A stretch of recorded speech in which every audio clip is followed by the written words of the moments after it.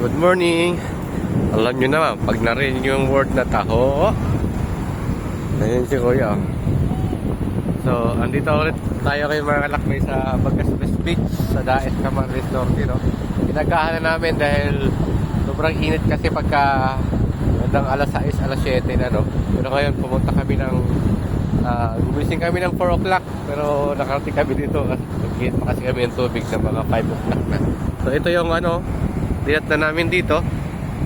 Ang ganda dito kasi yung sunrise masasalubong mo talaga pag itong oras mga 5:30 na ngayon. Nakuhaan ko yung video na to. Yun, akala ko nga kami lang maliligo dito pero ang dami na pala pagdating namin, no? Mas maaga ka pala sa amin. So, ang dami, zoom in natin.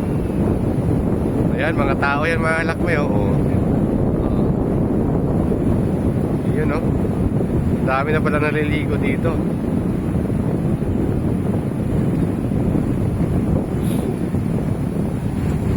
Tsaka medyo kalmado pa yung dagat ngayon pag itong umaga.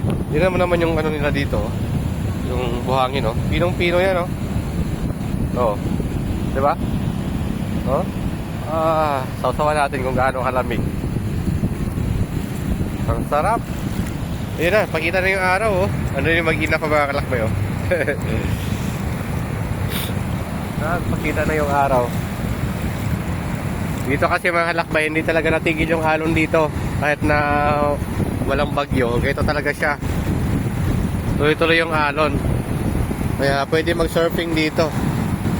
Doon, may nag-surfing doon sa dulo, Ayun, ang ganda ng araw, Saw-saw sa karagatan.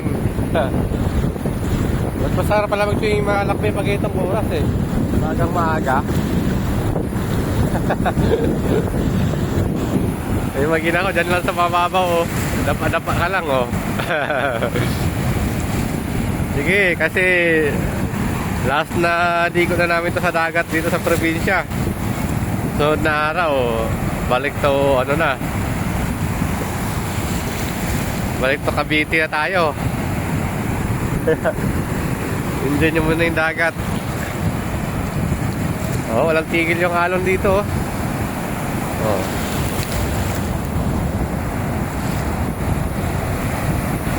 mababasa na ako nito, Yeah. Enjoy. Huwag kayo sa malalim, baka tangayin kayo,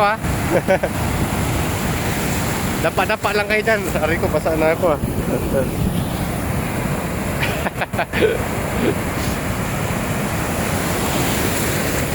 Wala kasi yung alon.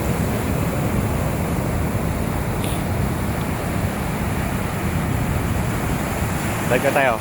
Kasi titimpla mga tayo ng kape. Mas masarap pag kape pag ganito, Ayan, Ang lawak kasi dito mga kalakbay. Grabe, ang ganda ng dito. Nalapatigan ng Daet.